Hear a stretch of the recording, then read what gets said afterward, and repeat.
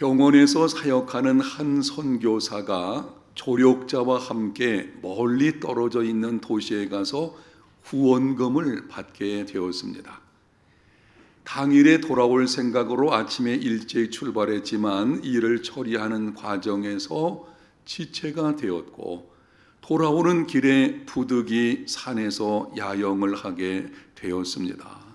산적들이 자주 출몰하는 곳이기 때문에 불안했지만 하나님께 기도하고 잠자리에 들었습니다. 다음날 아침 일어나서 두 사람이 무사히 병원으로 돌아오게 되었습니다. 그런데 얼마 지난 후에 그 산적들의 두목이 이 병원에 입원을 하게 되었습니다. 산적 두목이 선교사를 바라보고 말을 합니다. 혹시 얼마 전에 모 도시에 가서 돈을 받아온 적이 있습니까? 예, 그렇습니다. 어떻게 아셨습니까? 산적 두목이 말하기를, 우리는 그때 당신의 돈을 약탈하려고 작전을 세웠지만 27명이나 되는 호위병들 때문에 뜻을 이루지를 못했습니다. 이해가 되질 않았습니다. 야영한 사람은 두 사람뿐이었는데 27명의 호위병들이 있다고 하니, 그러나 어쨌든 하나님의 은혜에 감사했습니다. 세월이 조금 지난 후에 이 선교사가 영국에 있는 어느 교회에서 말씀을 전하게 되었는데요, 말씀 중에 이 사건을 간증을 했습니다. 예배가 끝난 후에 어떤 사람이 찾아와서 묻습니다. 선교사님, 그 사건이 언제 있었습니까? 선교사는 기억에 남을 만한 것이기 때문에 그 시간을 알고 있었거든요. 언제, 어느 시에 그것이 있었습니다. 그러자 그 사람이 말을 합니다. 선교사님, 그날 밤에 우리가 함께 모여서 선교사님을 위해서 기도를 했습니다. 그날에 모인 사람의 수가 27명이었습니다. 사랑하는 여러분, 어떻게 이런 일이 있을 수가 있겠습니까?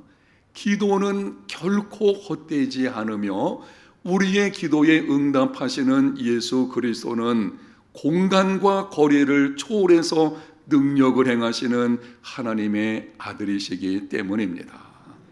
두 가지를 기억하십시오. 기도는 결코 헛되지 않습니다. 또 한 가지는 우리의 기도에 응답하시는 예수 그리스도는 공간과 거리를 초월해서 능력을 행하시는 하나님의 아들이십니다. 오늘 본문을 보면 예수님께서 이전에 물로 포도주를 만드셨던 갈릴리 가나에 이르시게 되었습니다. 그때 왕의 신하 중 한 사람이 찾아와서 아들의 병을 고쳐달라고 간청을 합니다. 47절 하반절을 보겠습니다. 내려오셔서 내 아들의 병을 고쳐주소서 하니 그가 거의 죽게 되었습니다. 49절 하반절을 봅니다. 신하가 이르되 주여 내 아이가 죽기 전에 내려오소서. 이 사람이 반복해서 하는 말이 내려오셔서, 내려오소서. 아들이 있는 곳까지 내려오셔서 아들의 병을 치료해 달라는 것입니다. 예수님께서 계시던 곳에서가 아니고 아들이 있는 곳까지 반드시 내려오셔서 어떤 조치를 취해야만 아들의 병이 나을 것으로 생각한 것입니다. 그런데 예수님은 내려갈 생각을 하지 않고 있는 그곳에서 말씀을 하십니다. 가라, 네 아들이 살아 있느니라. 예수님은 갈릴리 가나에 계셨고 아들은 가버나움에 있었습니다. 갈릴리 가나에서 가버나움까지는 약 30km 정도 떨어져 있는데요, 심리가 4km이니까 7, 80리 정도 떨어진 나름 먼 거리입니다. 그런데 그 먼 거리에서 예수님께서 말씀하시기를 가라, 네 아들이 살아있느니라. 그 즉시 아들의 병이 고침을 받았습니다. 어떻게 이런 일이 가능한 것입니까?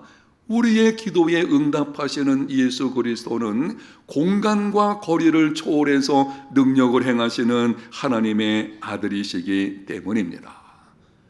여러분의 이해를 돕기 위해서 한 가지 질문을 하겠는데요. 한번 대답을 해보시면 좋겠습니다.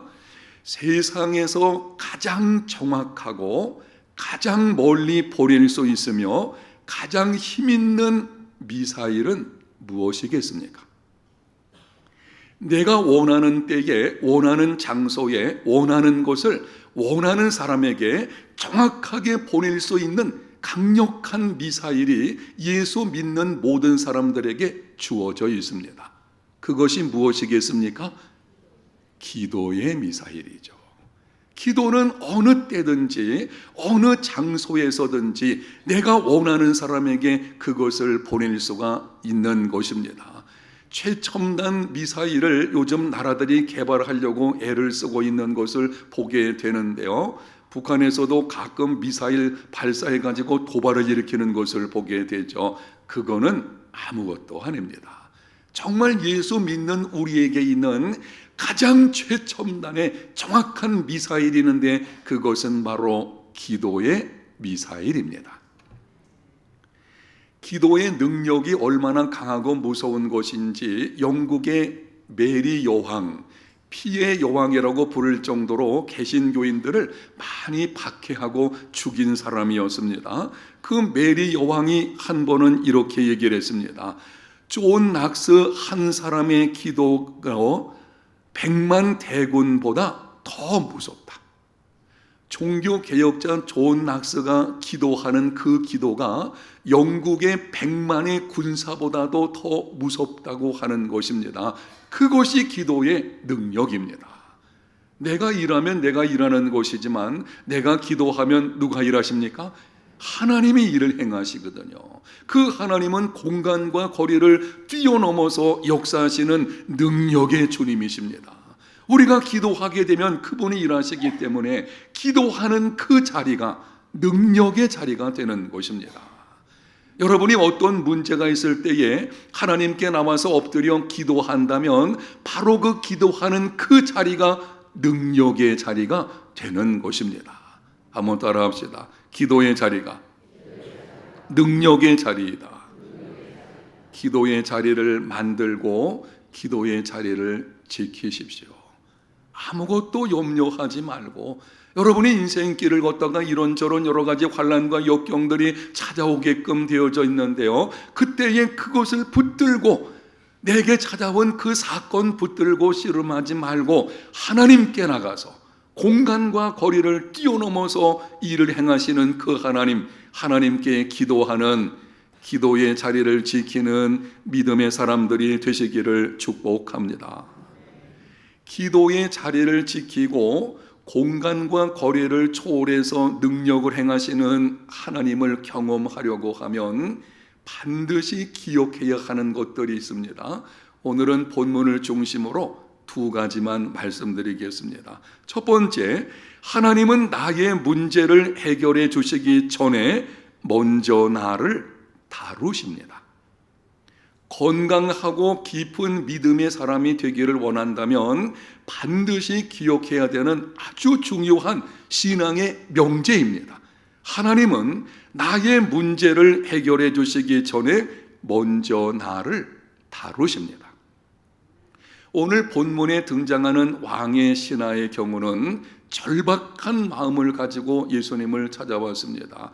자녀 문제에 자유로운 부모가 어디 있겠어요? 지금 자녀가 죽을 병이 걸려서 오늘 내일 하고 있으니 이 사람은 그 절박한 마음을 가지고 예수님을 찾아오게 된 것입니다.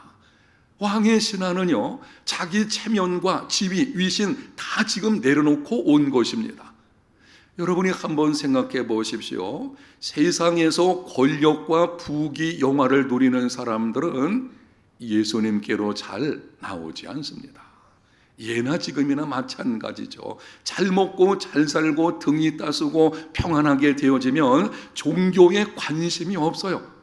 관심을 갖는다고 할지라도 그냥 나 중심으로 내가 원하는 것을 지키고 얻기 위해서 이런 방식으로 신을 섬기는 것을 볼 수가 있습니다. 그런데 이 왕의 신하는 체면, 위신, 지위 다 내려놓고서 지금 예수님을 찾아온 것입니다. 그렇다면 예수님께서 한마디라도 격려의 말씀을 주신다든지 위로의 말씀을 하신다든지 아니면은 칭찬을 좀 하실 수 있을 만한데 그렇게 하시지 않고 오늘 본문 48절에 이렇게 말씀을 하십니다. 예수께서 이르시되 너희는 표적과 기사를 보지 못하면 도무지 믿지 아니하리라. 책망하시는 것입니다. 왕의 신하를 포함해서 그 당시 사람들의 잘못된 믿음을 책망하시는 것이죠. 내가 지금 나한테 나왔는데 너의 믿음을 보니 너희들은 무엇을 보아야만 믿는 믿음이구나. 제대로 된 믿음이 아니라고 하시는 것입니다. 여러분, 왜 그렇게 하시는 것입니까? 아니, 한 아버지의 그 절박한 마음을 헤아리신다면은 좀 부드럽게 말씀하실 수 있겠는데요, 그런 방식으로 하지 않으시는 것입니다. 이유가 있습니다. 예수님은 왕의 신하가 가지고 있는 아들의 병을 해결해 주시는 것 이전에 그의 믿음을 다루고 계시는 것입니다. 왕의 신하를 먼저 다루고 계시는 것이죠. 자기 믿음을 돌아보고 참된 믿음, 성숙한 믿음의 사람으로 자라갈 수 있는 기회를 만들고 계시는 것입니다. 왕의 신하가 예수님께 간청한 내용을 다시 한번 주목해 보십시오. 내려오셔서 내 아들의 병을 고쳐주소서. 주여, 이 아이가 죽기 전에 내려오소서. 두 단어를 주목해 보십시오. 내려오셔서, 좀 전에 말씀드린 것처럼 이 사람은 적어도 예수님께서 아픔을 가지고 있는 사람에게 반드시 찾아와서 어떤 조치를 취해야만 나을 것으로, 공간과 거리를 초월해서 역사하시는 주님의 능력은 믿지를 못한 것입니다. 그런 믿음이 없어서요. 죽기 전에, 이 말이 이런 뜻이죠. 죽으면 무슨 소용이 있겠습니까? 죽기 전에 내려오셔서 아이를 고쳐주셔야 되지 않겠습니까? 예수님께서는 죽은 자도 살리실 수 있다는 능력이 있음을 믿지 못한 것입니다. 이런 믿음의 사람들은 표적과 기사를 보지 못하면 도무지 예수님을 믿지 못합니다. 이런 방식입니다. 내게 먼저 보여주시면 내 건강을 회복시켜 주시고 내가 원하는 것을 채워주시고 내가 안고 있는 이 문제가 해결받게 되면 그때 내가 주님을 섬기겠습니다. 이거는 제대로 되지 못한 얄팍한 믿음인 것입니다. 예수님께서는 아들의 병을 고쳐주시기 전에 책망하심으로 왕의 신하로 자기 믿음을 돌아보고 건강하고 깊은 믿음의 사람으로 자라갈 기회를 주시는 것입니다. 지난 주간에 말씀드린 물로 포도주를 만드신 사건을 기억해 보십시오. 잔치집에서 포도주가 떨어졌습니다. 모친 마리아가 예수께 찾아와서 부탁을 합니다. 포도주가 없다. 그때 예수님께서 하신 말씀이 여자여, 나와 무슨 상관이 있나이까? 나의 때가 아직 이르지 아니하였나이다. 여러분이 이 의미를 지난주에 말씀을 드렸지만 이 말씀을 사실 듣게 되면은요, 좀 예수님이 심하신 것이 아닌가라는 생각이 들기도 합니다. 여자요, 아무리 존칭어라지만 어머니에게 그렇게 말한다는 것은 조금 무례하게 보이지 않은가요? 나와 무슨 상관이 있나이까? 잔치집에서 포도주가 떨어진다는 것은 두고두고 동네 사람들에게 회자되어지는, 그 집은 제대로 준비를 못한 이 가문의 수치스러운 일이 벌어지는 것입니다. 그런 상황인데 아니 예수님 하시는 말씀이 그게 나와 무슨 상관이 있습니까? 아주 모질게 말씀을 하시죠. 그렇게 하시는 이유가 있어요. 예수님은 마리아가 가지고 온 문제를 해결해 주시기 전에 마리아를 다루시고 있는 것입니다. 이 사건을 통해서 마리아로 하여금 예수께서 자신이 누구인지를 알게 되는, 그리고 또한 성숙한 믿음의 사람으로, 건강하고 깊은 믿음의 사람으로 자라갈 수 있는 기회를 마리아에게 주시는 것입니다. 사랑하는 여러분, 명심하십시오. 하나님은 나의 문제를 해결해 주시기 전에 먼저 나를 다루십니다. 우리가 어려움이 있어서 하나님께 나오게 되면, 여러분이 환난과 역경의 어떤 고난의 문제가 있어가지고 하나님께 나와서 기도하게 되면 하나님 알고 계십니다. 여러분이 얼마나 힘든지 어떻게 해결해야 되는지도 다 알고 계십니다. 그런데 하나님의 우선적인 관심은 나에게 당면한 문제가 아니고 문제를 안고 있는 나에게 있으십니다. 인생길에 고난이 찾아오게 되면 하나님께 부르짖게 되죠. 하나님, 이 문제를 해결하여 주시옵소서. 그런데 때로 하나님께서는 침묵하십니다. 어떤 경우에는 그 고난의 고통 속에 오랫동안 머물게 놓아두십니다. 심지어 어떤 경우는 안 된다고 말씀을 하십니다. 사도 바울에게는 기막힌 질병이 있었는데요, 그것이 복음 전하는데 계속 방해가 되어지니 하나님께 나가서 3번을 간구하지 않았는가요? 하나님, 내 병을 고쳐주시옵소서. 하나님께서 뭐라고 응답을 하셨죠? 내 은혜가 내게 족하다. 안 된다는 것입니다. 왜 그렇게 말씀하시는 건가요? 지금 너의 질병 있는 것이 바로 너의 믿음을 위해서 더 낫다고 하는 것이죠. 하나님께서는 우리가 가지고 있는 문제 이전에 그 문제를 가운데 있는 나를 먼저 다루시는 것입니다. 믿음을 주시려고 하는 것이죠. 자신의 믿음을 돌아보고 참된 믿음, 건강한 믿음, 깊은 믿음의 사람이 되게 만드시는 것입니다. 사도 바울이 고린도 교회에 편지하면서 이렇게 기록을 합니다. 형제들아, 우리가 아시아에서 당한 환난을 너희가 모르기를 원하지 아니하노니 심에 겹도록 심한 고난을 당하여 살 소망까지 끊어지고 우리는 우리 자신이 사형 선고를 받은 줄 알았으니 이는 우리로 자기를 의지하지 말고 오직 죽은 자를 다시 살리시는 하나님만 의지하게 하심이라. 그가 이같이 큰 사망에서 우리를 건지셨고 또 건지실 것이며 이후에도 건지시기를 그에게 바라노라. 아멘. 여러분, 영상에 기록된 말씀 중에 특별히 붉은 색깔로 표시된 말씀을 주목을 해 보시면 좋겠는데요, 순서를 보십시오. 살 소망까지 끊어지는 기막힌 고난이 찾아오게 되었습니다. 왜 그런가 하면, 이는 다시는 자기를 의지하지 않고 오직 누구만을, 하나님만을 의지하는 사람이 되게 만드시는 것입니다. 믿음의 문제예요. 그리고 나서 건지시고 건지셨고 건지시기를 원하노라. 건짐 받는 것이 우선순위 있지 않은 것입니다. 우리는 환난과 역경 중에서 어찌하든지 거기에서 벗어나기를 원하고 건져주시기를 원하시지만 하나님의 우선적인 관심은 거기 있는 것이 아니에요. 하나님 알고 계시고 해결해 주시기를 원하시고 또 때가 돼서 해결해 주시긴 하지만 우선적인 관심은 문제 가운데 있는 우리, 나에게 있는 것입니다. 사랑하는 여러분, 하나님은 나의 문제를 해결해 주시기 전에 먼저 나를 다루신다는 것을 기억하고 얄팍한 믿음에서 건강하고 깊은 믿음의 사람으로 자라가는 기회로 삼는 삶이 되시기를 축복합니다.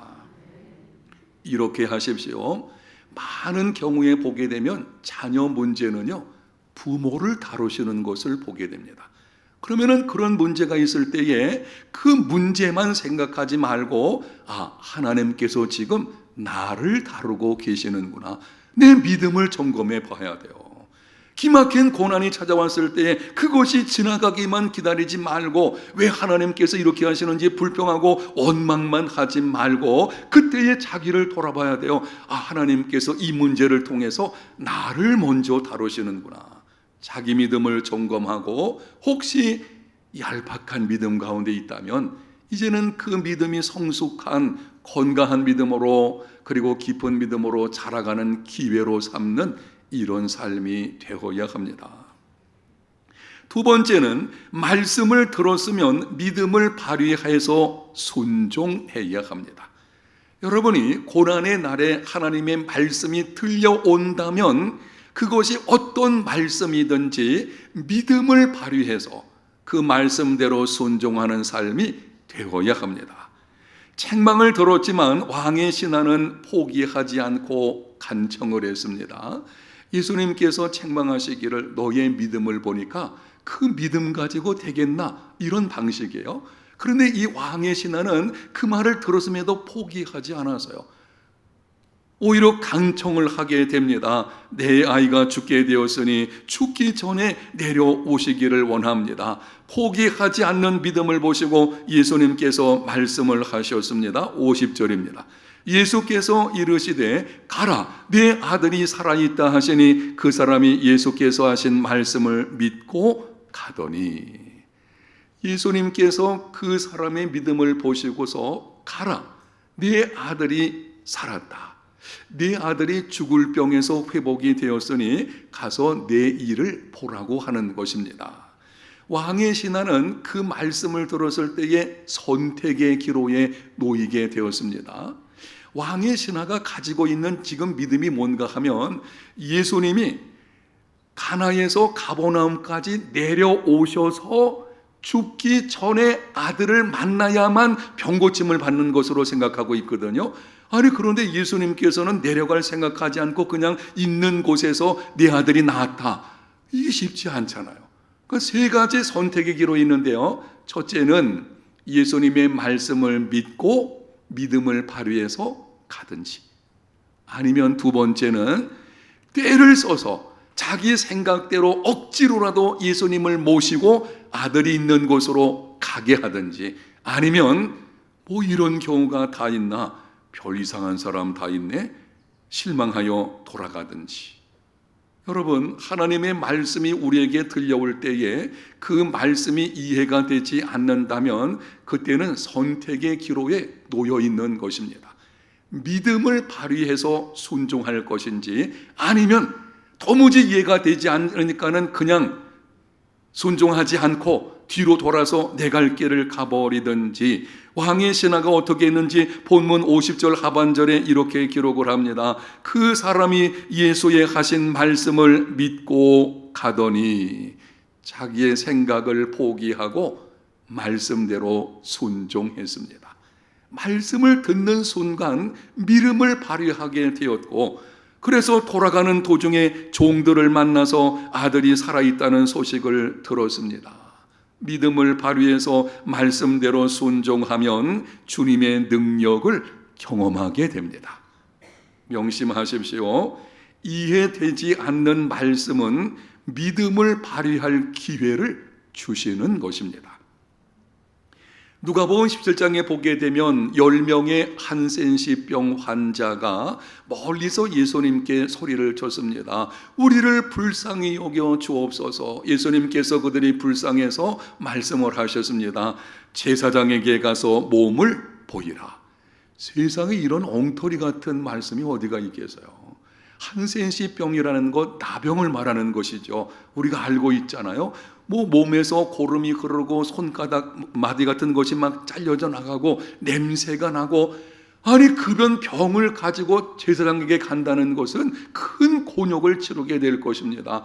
병을 고쳐주시고 나서 가라고 하셔야 되죠.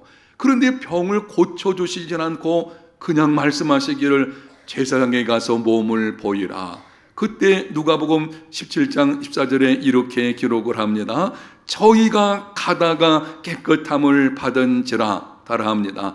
가다가. 그들은 이해가 되지 않았지만 상식적으로 도무지 맞지 않은 말씀을 하셨지만 그 말씀을 듣는 순간 믿음을 발휘한 거예요. 그래서 그 말씀대로 순종해가지고 가는 도중에 깨끗함을 받게 되었습니다. 사랑하는 여러분, 고난의 날에 이해할 수 없는 하나님의 말씀이 들려온다면, 예를 들면 이렇습니다. 여러분이 오늘 설교 말씀을 듣는 중에 이 말씀은 내게 주시는 말씀이다 라고 생각이 든다면 성령께서 여러분에게 말씀하고 계신 줄로 믿습니다. 목사를 통해서 하나님께서 내게 말씀하시는 것입니다. 여러분이 기도하는 중에 성경에 어떤 말씀이 생각이 난다면, 어떤 문제를 가지고 하나님께 나가서 깊이 기도하는 중에 성령께서 이 성경에 어떤 말씀을 생각나게 하시는 경우가 있어요. 그러면은 바로 그 말씀이 하나님이 내게 주시는 말씀이죠. 아니면 여러분이 아침에 큐티를 하게 될 때에 본문 말씀을 가지고 묵상하는 중에 이 말씀은 오늘 내게 주시는 말씀이구나 라고 생각이 든다면, 이해가 되지 않아도, 상식적으로 맞지 않아도 그 말씀대로 순종하는 삶이 되시기를 축복합니다. 하나님의 말씀이 내게 들려왔는데 이해가 되지 않는다, 믿음을 발휘할 기회가 찾아온 거예요. 그때 말씀대로 순종하는 믿음의 사람이 되어야 하는 것입니다.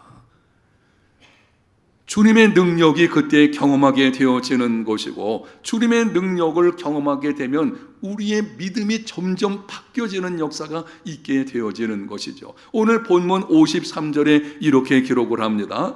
그의 아버지가 예수께서 내 아들이 살아있다 말씀하신 그때인 줄 알고 자기와 그 온 집안이 다 믿으니라. 아들이 살아있다는 말씀을 듣고 종들에게 물었습니다. 예수님 말씀을 믿고 돌아가는 중에 종들을 만나게 되었고요, 그 종들이 말하기를 아들이 살았습니다. 그래서 물어본 거예요. 어느 때에 열이 떨어졌느냐? 그랬더니 종들이 하는 말이 어제 7시에 열기가 떨어졌습니다. 생각해보니 그 시간은 예수님께서 내 아들이 살았다 라고 하는 그때였어요. 그러자 이 왕의 신하와 온 가족이 예수님을 믿게 되었습니다. 여기 믿는다라고 하는 것은 예수님을 구세주와 주님으로 믿는다는 것입니다. 아무런 조건 없이